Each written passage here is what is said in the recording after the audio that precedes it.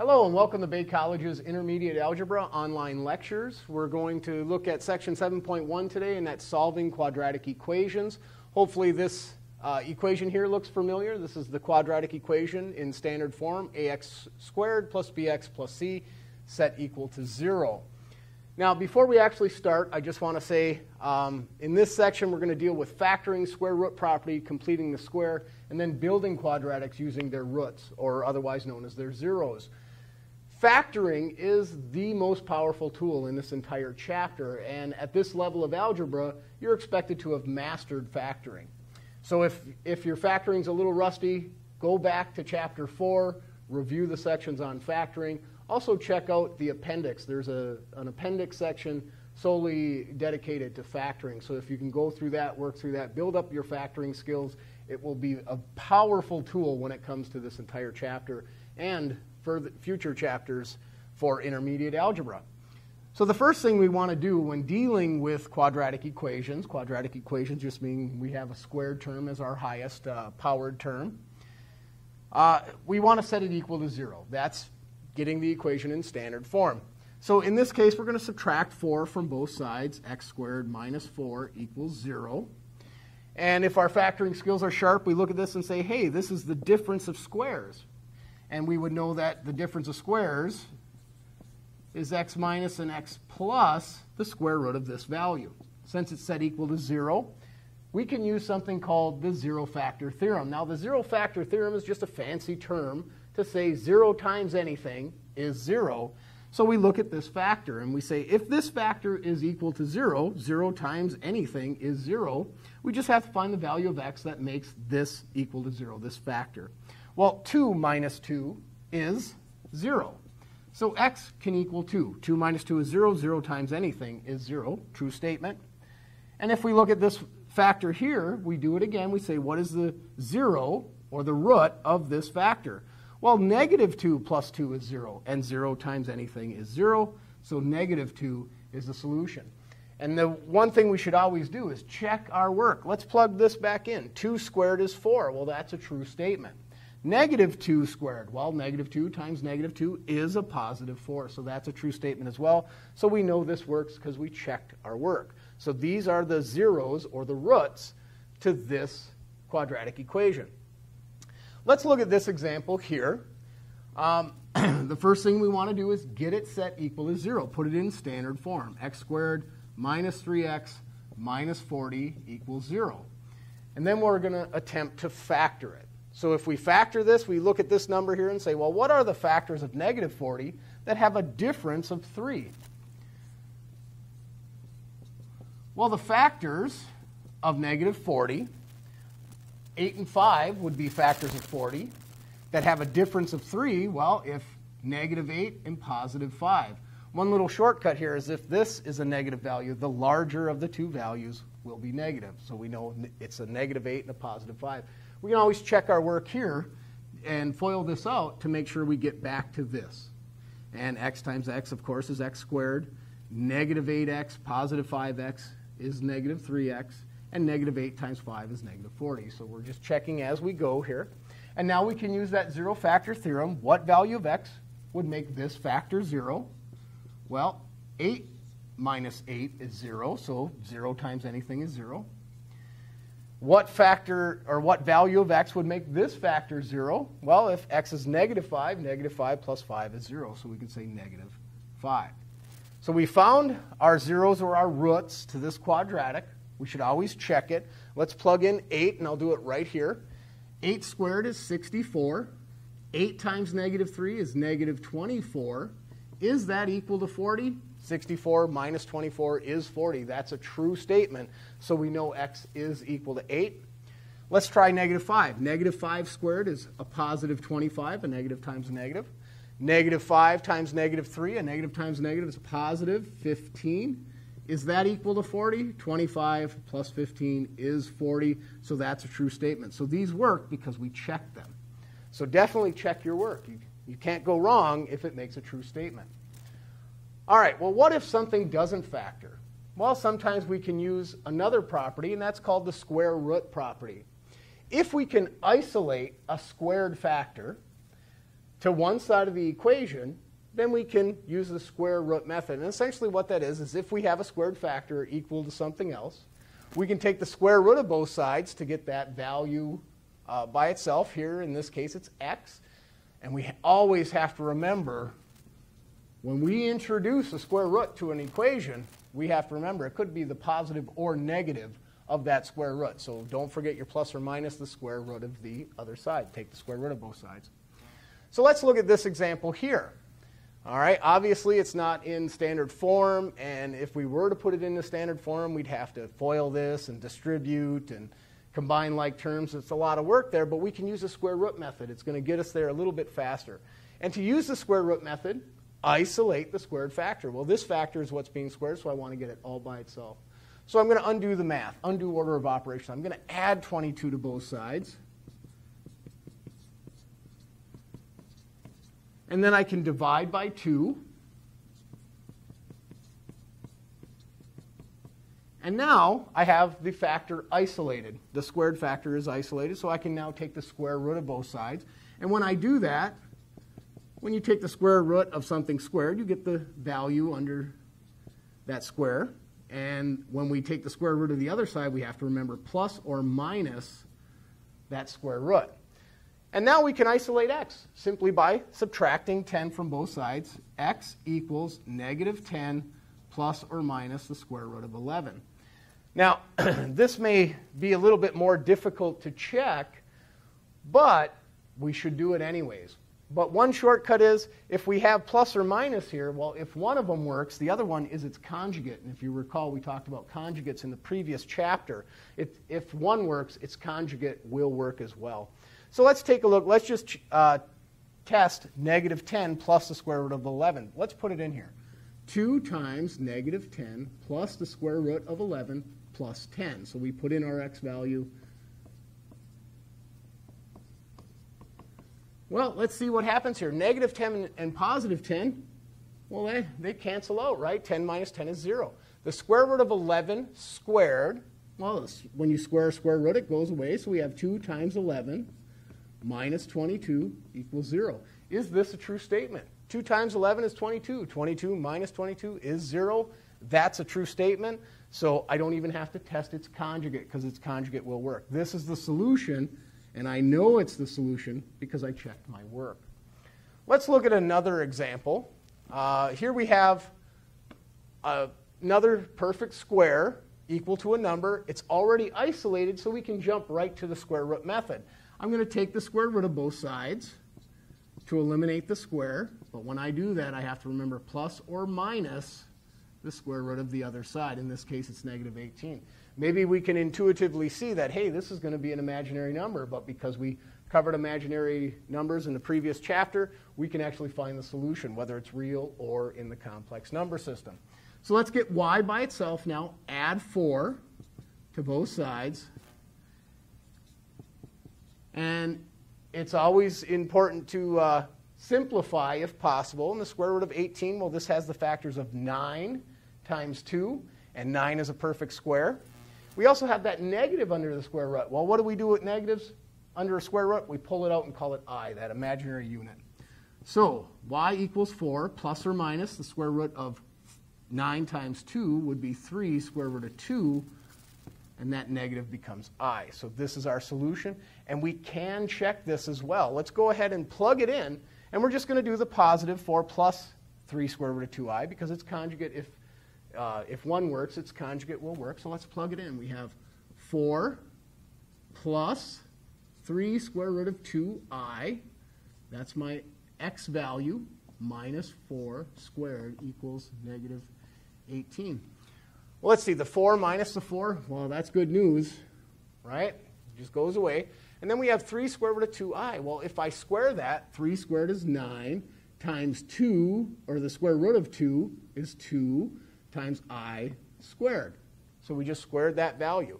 Well, 9 times 2 is 18. And I squared is negative 1, if we recall that. Negative 18 is negative 18. That's a true statement. I don't even have to check its conjugate. This is the solution It just happens to be in the complex number system. So we were able to find this solution by completing the square. Not too many steps here, right? All right, well, sometimes we come to problems that don't factor. Oh, well, let's back up for a moment here. Let's look at this one.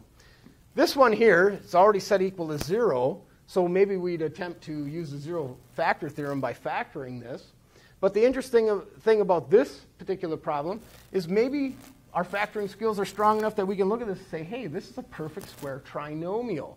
25 is a perfect square of 5. 10 is the sum of 5 twice. If we recall perfect square trinomials, they factor to a perfect square. X minus 5 times x minus 5, in this case squared, equals 0. And then we can use the zero factor theorem or the square root property. Well, if I take the square root of both sides, what's the square root of 0? It's 0. And if I add 0 or subtract 0, because I don't want to forget my plus or minus, it doesn't really make a difference. Adding 0 or subtracting 0 doesn't change it. So we end up with x minus 5 equals 0, and add 5 to both sides, x equals 5. So in this case, there's only one solution. We used a little bit of both properties we just talked about. We factored, and we used the square root property. And let's check our work. 5 squared is 25. 25 minus 10 times 5 is 50. 25 minus 50 is negative 25. Plus 25 is, in fact, 0. So it does work. So we use a little bit of both. Like I said, if you're strong in factoring, you might recognize this right away to be a perfect square trinomial. And that way we can factor it and use the square root property together. All right, but sometimes we come across problems that don't factor, and we can't isolate a perfect square. So what we need to do is do something called completing the square. This here, 1/2 b squared, is the tool we can use. We think of every quadratic in the form ax squared plus bx plus c equal to 0, so this is in standard form. And to use completing the square, the leading coefficient, our a term, has to be 1. In this case, it is 1, so we can complete the square. Essentially, use this tool. What I'm going to do is I'm going to rewrite the problem. A squared minus 2x, and I'm going to leave a space here. I'm going to move the constant over. So isolate your variable terms, ax, or your ax squared and your bx term. Move the c over here, right? Just add it or subtract it to both sides, whatever you need to do. Now, we need to fill in this space to make this a perfect square. That's why it's called completing the square. We're going to make this a perfect square. So what do we have? How do we know what value to put here? Well, that's this tool right here. If I take half of b, well, half of b is negative 2. Half of negative 2 is negative 1. And if I square negative 1, I get a positive 1. Negative 1 times negative 1 is positive 1. This is the value I want to put in here. So I'm going to add 1. But we always have to remember, what we do to one side of an equation, we must do to the other. So if I add 1 here, I have to add that same value over here. Now, this is a perfect square. So we can factor it and isolate it. And when we factor it as a perfect square trinomial, as we've seen in the previous last example there, one shortcut is this right here. It's always going to factor to x and this value, x and negative 1. So that's a little shortcut. But we can see if we FOILed this out, we'd get positive 1 and a middle term of negative 2. So it does work. Perfect square trinomial. 2 plus 1 is 3. Now that we completed the square, isolated the square factor, we can now use the square root property. We're going to use that. We're going to get x minus 1 equals plus or minus the square root of 3. Don't forget your plus or minus. And then we can isolate x just by adding 1 to both sides. 1 plus or minus the square root of 3. We can go back and we can check that in here. And I know when it comes to these ugly-looking solutions, you might be a little intimidated in checking it, but it's really not too bad. Let's go ahead and plug it in there. 1 plus the square root of 3, and we're just going to check its positive value and not its conjugate. We'll worry about that later. Minus 2 times 1 plus the square root of 3. Minus 2 equals 0. All right, looks daunting, but what can we do here? Well, we can think of this as a binomial and just FOIL it out. 1 times 1 is 1. 1 times the square root of 3 is square root of 3. 1 times square root of 3 is square root of 3. And square root of 3 times the square root of 3 is 3. And then we can distribute this. Negative 2 times 1. Negative 2 times the square root of 3. And write the rest of the problem. Now let's just do a little bit of combining like terms. Well, we have the square root of 3 and the square root of 3. That's 2 square root of 3.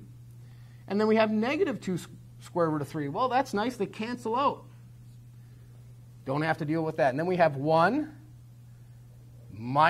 plus 3 is 4. Minus 2 is 2. 2 minus 2 is 0. So it does work. So don't be daunted by the checking. Sometimes checking the work takes more time than actually finding the solution. But if you check it, you can guarantee that you're right. Unlike any other class that you may take in college, math is the only one where you can check your answers before you turn in your test and know that you got 100%, which is awesome, right? So we checked the positives, so we know the conjugate's going to work. So that's it. That's our solution. X equals 1 plus or minus the square root of 3. Two different solutions there. All right. Let's do one more example here. And this is 2y plus 12y. This should be a squared. That's my fault. 2y squared plus 12y plus 3 equals 0. That is a quadratic. But this coefficient isn't 1. In order to use completing the square, my a term must be 1. So what can I do there? I can make this 1 by dividing all the terms by this coefficient here. So if I divide this by 2, and this by 2, and that by 2, and that by 2, well, 0 over 2, it's still 0. 3 halves is what it is. 12 divided by 2 is 6 y's. And 2 over 2 is 1, so we have y squared. Now we can complete the square. This coefficient's 1. Now to complete the square, we got to get this value on the other side. So I'm going to leave a space here. I'm subtracting 3 halves. And now I can complete the square. I'm going to use my tool of 1/2 be quantity squared. Well, 1/2 of 6 is 3. And 3 squared is 9. So this is the value that I add to this side and this side. All right, this is now a perfect square. We completed the square. This is now a perfect square, so I'm just going to factor it down to that perfect square value, y, and the square root of that, plus 3, right? And 3 twice would be 6, so it is a perfect square. Now this here, negative 3 halves plus 9, well, this is, 9 would be 18 halves. So let's just rewrite this as 18 halves, leaves things in form of a fraction. Negative 3 halves and 18 halves is 15 halves. All right, so a little bit of review of our basic math, adding or subtracting fractions. We have to have a common denominator, and there we go. So we have this. Now we can use the square root property. If I take the square root of both sides, I get y plus 3 equals plus or minus the square root of 15 over the square root of 2, or I could have wrote that as the square root of 15 halves. But we don't want to leave radical in the denominator. We want to rationalize that, if we recall that from previous sections. So let's go ahead and rationalize that.